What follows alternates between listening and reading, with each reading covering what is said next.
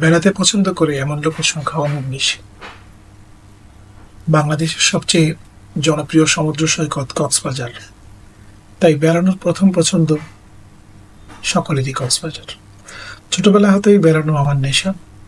সুযোগ পেলেই ঘুরতে যাই, একাকী, সপরিবারে, বন্ধুদের সাথে, অফিসের কলিগদের সাথে। তবে গ্রামের ছেলেদের সাথে ঘুরতে যাওয়ার বিষয়টা অন্যরকম। 2018 সালের মার্চ মাস সুযোগ মিলে গ্রামের ছোট বড় অনেককে নিয়ে কক্সবাজার ভ্রমণের। এমন সুযোগ হাতছাড়া করতে চায়নি আমার মতো অনেকে। এ যাত্রায় আমাদের সাথে অনেকেই আছে যাদের জন্য অনেক কিছুই প্রথম। ট্রেনে প্রথম, কক্সবাজারে প্রথম, বিমানে প্রথম। আমাদের 40-42 জনের গ্রুপে অনেকেই ঢাকা হতে ট্রেনে, আবার কেউ কুমিল্লা হতে মাইক্রোবাসে যাবেন। তাই 29 মার্চ রাতে আমাদের মিটিং পয়েন্ট চট্টগ্রাম।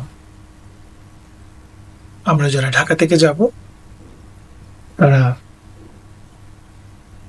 ট্রেনে চট্টগ্রাম পৌঁছবো। তখন 2018 সাল, তখন ঢাকা থেকে কক্সবাজার ট্রেনে যাওয়ার সুযোগ তৈরি হয়নি। যাই হোক, আমরা চট্টগ্রামে রাতের খাবার এবং বিশ্রাম নিব। খবর পেয়ে আমাদের সাথে দেখা করতে আসে গণ্যমান্য অনেক ব্যক্তিগণ। 30 মার্চ ভোরে রওনা দিয়ে আমরা কক্সবাজার পৌঁছি। ওখানে সরকারি বিভিন্ন রেস্ট হাউসে চেক ইন করে আমরা সবাই ঝাঁপিয়ে পড়ি সমুদ্রে। বয়সের সীমা নেই, সবাই যুবক। সমুদ্রের ঢেউয়ের সাথে মাতামাতি ভ্রমণের কোনো ক্লান্তি নেই এদের। বয়স, পাকা দাড়ি, মোটকা সাইজ ভুঁড়ি, টাক মাথা, কোনো কিছুই তা ওকে থামাতে পারছে না। মাঝখানে এত বড় কলার ছুরি এক নিঃশ্বাসে শেষ করে নিশ্চিত করলো এদের ভুঁড়ি আর কখনো ছোট হবে না। বড় গ্রুপ, শৃঙ্খলা দেখে অনেকের চোখ ছানা পড়া। তবে এর মধ্যে একজনের মানিব্যাগ হারিয়ে মন খারাপ। দু একজন ফুটবল বের করার চেষ্টা করলে বারণ করা হয়।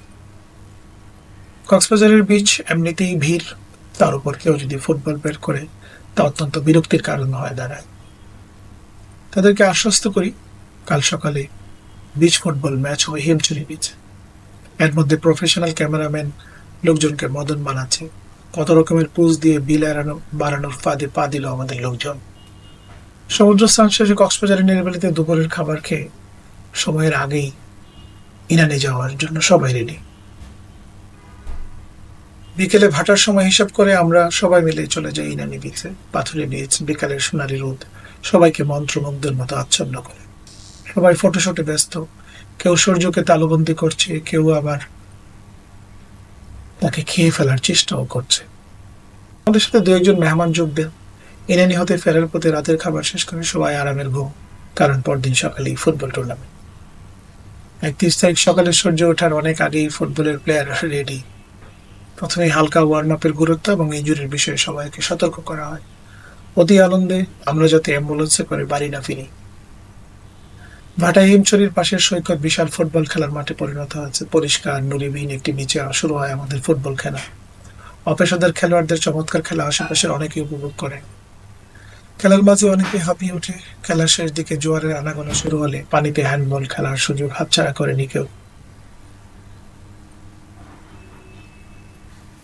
যেহেতু বিকেলে আমাদের গন্তব্যে ফিরতে হবে, সকালেই সমুদ্র স্নানের সময় নির্ধারিত।